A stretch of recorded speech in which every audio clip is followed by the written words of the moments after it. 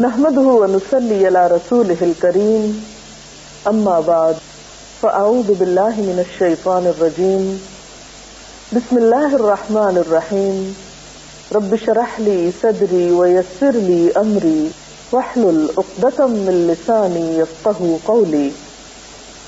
ہماری آج کی گفتگو کا موضوع ہے روزے کو نقصان پہنچانے والے امور، یعنی وہ کون سے کام ایسے ہیں، کون سی چیزیں ایسی ہیں کہ جن کے کرنے سے روزہ یا تو ٹوٹ جاتا ہے، ختم ہو جاتا ہے، یا پھر مکروہ ہو جاتا ہے۔ سب سے پہلی بات اس ضمن میں یہ ہے کہ کوئی بھی چیز اگر انسان جان بوجھ کر اپنے حلق سے اسٹمک تک لے جائے تو اس سے روزہ ختم ہو جاتا ہے۔ اسی طرح کچھ اور چیزیں ایسی ہیں جو روزے کی خرابی کا یا روزے کے نقصان کا سبب بنتی ہیں۔ ان میں مثلا کان اور ناک میں اس طرح دوا ڈالنا کہ اس کا اثر حلق سے نیچے تک چلا جائے، یا وہ دوا کان اور ناک کے راستے سے حلق کو پار کرتی ہوئی معدے تک پہنچ جائے، یعنی ایک چیز آپ نے کھائی نہیں لیکن ناک کے راستے وہ وہی عمل کر رہی ہے جو منہ کے راستے کوئی چیز معدے میں داخل کرنے سے ہوتی ہے۔ لیکن اگر کوئی دوا حلق تک نہیں پہنچتی، یا کوئی چیز آپ کان میں ڈالتے ہیں اور وہ حلق تک نہیں جاتی یا حلق سے معدے تک نہیں جاتی، تو اس میں حرج نہیں ہے۔ حضرت حسن رضی اللہ تعالیٰ عنہ فرماتے ہیں روزہ دار کے لیے ناک میں دوا ڈال لینے میں حرج نہیں اگر وہ حلق تک نہ پہنچے، یعنی بعض دوائیں تھک ہوتی ہیں یا صرف ظاہری حصے پر لگائی جاتی ہیں یا شروع کے حصے میں ہی لگائی جاتی ہیں، تو اس سے روزے کو نقصان نہیں ہوتا۔ اسی طرح اگر کوئی شخص جان بوجھ کر قے کرتا ہے، مثلا حلق میں انگلی ڈال کر یا کوئی چیز ڈال کر، تو اس سے بھی روزہ ختم ہو جاتا ہے۔ حضرت ابو ہریرہ رضی اللہ تعالی عنہ سے روایت ہے کہ رسول اللہ صلی اللہ علیہ وسلم نے فرمایا جس روزہ دار کو خود بخود قے آئے اس پر قضا نہیں ہے، البتہ جو روزہ دار قصداً قے لائے یعنی جان بوجھ کر قے لائے وہ قضا روزے رکھے۔ اسی طرح کلی کرتے ہوئے اگر حلق میں پانی چلا جاتا ہے اور حلق سے اندر چلا جاتا ہے تو اس سے بھی روزہ ٹوٹ جاتا ہے۔ حضرت لقیط بن صبرہ سے روایت ہے کہ میں نے کہا یا رسول اللہ صلی اللہ علیہ وسلم وضو کے بارے میں مجھے کچھ بتائیے۔ آپ نے فرمایا وضو پورا کرو، انگلیوں کے درمیان خلال کرو اور ناک میں اچھی طرح پانی ڈالو، لیکن اگر روزہ ہو تو پھر ایسا نہ کرو کیونکہ اس میں اندیشہ یہ ہے کہ پانی حلق سے معدے میں پہنچ جائے گا۔ اسی طرح کوئی ایسی چیز انسان نگل لے جو عادتاً کھائی تو نہیں جاتی لیکن نگل کر معدے تک پہنچ جاتی ہے تو اس سے بھی روزہ ٹوٹ جاتا ہے۔ مثلا کسی قسم کی کوئی لکڑی یا لوہے کا کوئی ٹکڑا یا کوئی کچا دانا وغیرہ، یعنی وہ چیزیں جو عام طور پر کھانے کے لیے استعمال نہیں ہوتی لیکن انسان ان کو حلق تک لے جاتا ہے اور وہاں سے معدے تک وہ پہنچ جاتی ہیں، تو ایسی چیزیں بھی روزے کو فاسد کر دیتی۔ اسی طرح بعض اوقات انسان اگر بھول کر کچھ کھا پی لیتا ہے اور وہ پھر یہ سمجھے کہ اب روزہ تو ختم ہی ہو گیا اور پھر جان بوجھ کے کچھ ساتھ شامل کر لے تو اس سے بھی روزہ ٹوٹ جاتا ہے۔ یعنی صرف بھول کر کھانے سے تو روزہ نہیں ٹوٹتا، لیکن کچھ بھول کر کھایا ہو اور کچھ اور ساتھ شامل کر لیا جائے تو اس سے روزے کا نقصان ہو جاتا ہے۔ پھر اسی طرح دن باقی ہو اور انسان یہ سمجھے کہ شاید سورج غروب ہو چکا ہے اور کچھ کھا لے، یا کوئی اور آواز سن رہا ہو اور اسے شبہ یہ ہو کہ شاید مغرب کی اذان ہو رہی ہے اور اس طرح وہ کچھ کھا لے اور یہ خواہ 5 منٹ پہلے بھی افطار کے ہو تو اس سے بھی روزہ ختم ہو جاتا ہے، اس روزے کی بھی قضا دینا ہوگی۔ پھر اسی طرح ہم دیکھتے ہیں کہ ان تمام چیزوں سے جب روزہ ٹوٹتا ہے تو وہ روزہ جو جان بوجھ کے توڑا جاتا ہے بغیر کسی عذر کے، اس میں صرف قضا ہی نہیں، اس کا کفارہ بھی ہوتا ہے۔ اس کا کفارہ کیا ہے؟ ایک غلام آزاد کرنا، اور اگر غلام نہ ہو تو 60 روزے متواتر رکھنا کہ بیچ میں ناغہ نہ ہو، اور اگر پھر ناغہ کر دیا تو شروع سے پھر 60 روزے رکھنا ہوں گے، یعنی ابتدا سے اسے پھر شروع کرنا ہوں گے اور پورے 60 کرنا ہوں گے. اور اگر کسی شخص میں یہ استطاعت نہ ہو تو پھر 60 مسکینوں کو 2 وقت پیٹ بھر کر کھانا کھلائے، تو یہ جان بوجھ کر توڑنے والے روزے کا کفارہ ہوگا. اب کچھ چیزیں ایسی ہیں کہ ان سے روزہ ٹوٹتا تو نہیں لیکن مکروہ ضرور ہو جاتا ہے. ان میں خاص طور پر ایسے اعمال جن کا تعلق اخلاق سے ہے، مثلا جھوٹ اور غیبت. حضرت ابو ہریرہ رضی اللہ تعالی عنہ سے روایت ہے، قال قال رسول اللہ صلی اللہ علیہ وسلم من لم يدع قول الزور والعمل به فليس لله حاجة ان يدع طعامه وشرابه.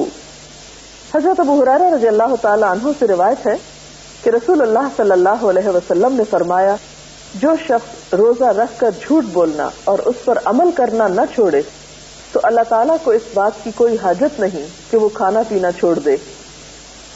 روزے میں لڑنا جھگڑنا، گالی دینا، خواہ وہ کسی انسان کو ہو یا کسی بے جان چیز کو، ایسی تمام چیزوں سے بھی روزہ مکروہ ہو جاتا ہے اور روزہ اپنا اجر و ثواب کھو بیٹھتا ہے.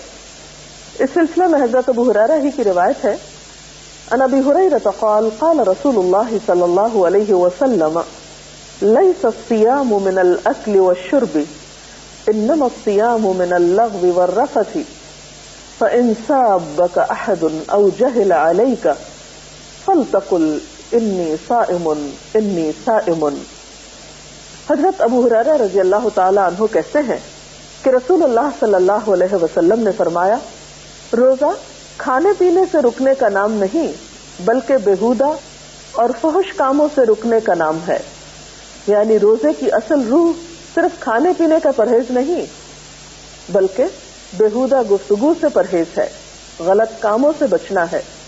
لہذا اگر روزہ دار سے کوئی گالی گلوچ کرے یا جہالت سے پیش آئے، یعنی لڑائی جھگڑا کرے، تو اسے کہہ دینا چاہیے میں روزے سے ہوں، میں روزے سے ہوں.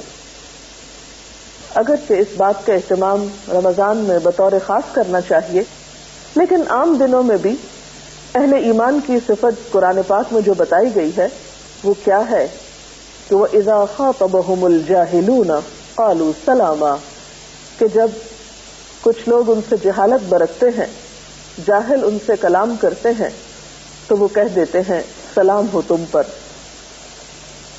تو اس سے پتہ چلتا ہے کہ روزے میں اصل تربیت جس چیز کی مقصود ہے وہ انسان کا اخلاق اور کردار ہے. اور جہاں تک کھانے پینے کے چھڑانے کا تعلق ہے تو اس سے بھی اصل غرض یہی ہے کہ انسان کو ایک تربیت دی جا سکے.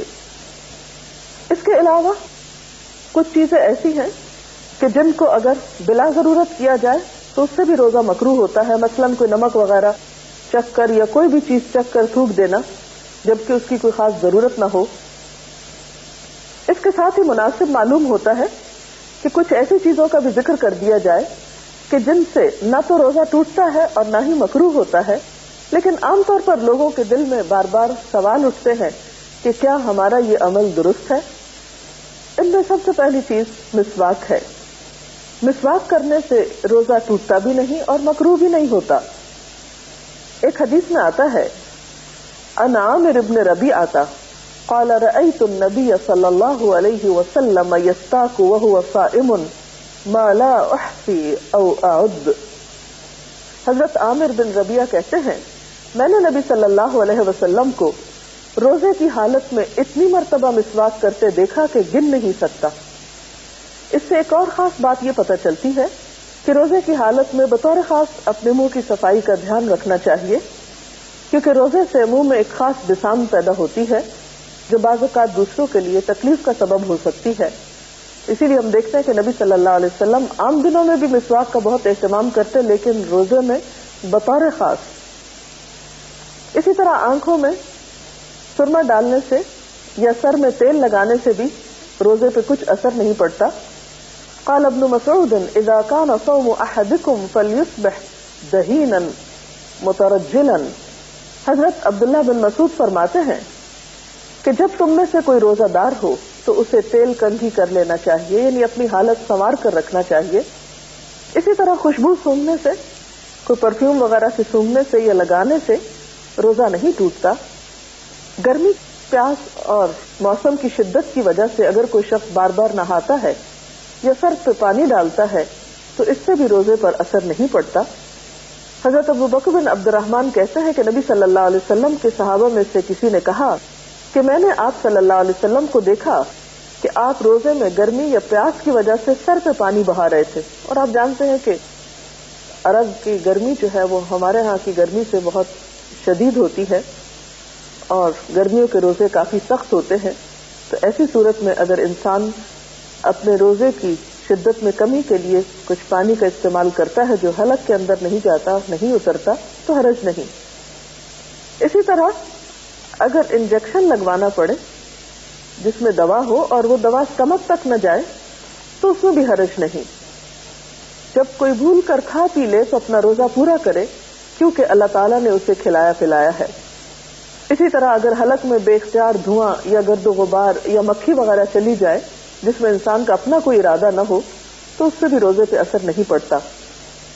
اسی طرح کان میں نہاتے ہوئے پانی چلا جائے اور انسان کا کوئی ارادہ نہ ہو اس پانی کے اندر ڈالنے کا، اور کس کا ارادہ ہو سکتا ہے کان میں پانی ڈالنے کا سوائے کسی ناسمجھ کے، تو ایسی صورت میں بھی روزے پر کوئی اثر نہیں پڑتا۔ اگر خود بخود قے آ جائے تو اس میں بھی حرج نہیں۔ اسی طرح دانتوں سے اگر خون نکلے مگر حلق میں نہ جائے تو بھی روزے میں خلل نہیں آتا۔ اسی طرح اگر کوئی شخص غسل کی ضرورت رکھتا ہے لیکن پہلے سحری کھا لیتا ہے اور بعد میں نہاتا ہے تو بھی روزے پر اثر نہیں پڑتا۔ انسان کے منہ میں جو لعاب دہن ہے اگر وہ حلق سے معدے تک چلا جائے تو اس سے بھی روزے کو نقصان نہیں ہوتا۔ پشنا لگوانے کے بارے میں نبی صلی اللہ علیہ وسلم کا طرز عمل کچھ یوں پتہ چلتا ہے۔ بخاری کی روایت ہے، حضرت ابن عباس کہتے ہیں کہ آپ صلی اللہ علیہ وسلم نے روزے کی حالت میں پشنے لگوائے، اور پشنے کیا ہوتے ہیں کہ علاج کے طور پر سوئی سے یا بلیڈ سے یا استرے سے جسم کے حصے کا کچھ خون نکالا جاتا ہے، جو کہتے ہیں کہ گندا خون ہوتا ہے اور اس کے نکالنے سے صحت ہوتی ہے، تو ایسے عمل سے بھی روزہ نہیں ٹوٹتا۔ اسی طرح اگر کوئی شخص بلڈ ڈونیٹ کرنا چاہتا ہے کسی ایمرجنسی کی صورت میں اور اس کے لیے جسم میں نیڈل ڈالنے کی ضرورت ہے تو اس سے بھی روزے پر اثر نہیں پڑتا۔ بہرحال یہ کچھ امور تھے جو روزے کی صحت سے متعلق تھے۔ اللہ تعالیٰ سے دعا ہے کہ وہ ہمیں اس طرح رمضان گزارنے کی توفیق دے کہ واقعی ہمارے روزے اور باقی عبادات اس کے ہاں مقبول ہوں۔ اجازت چاہتے ہیں۔ اللہ حافظ۔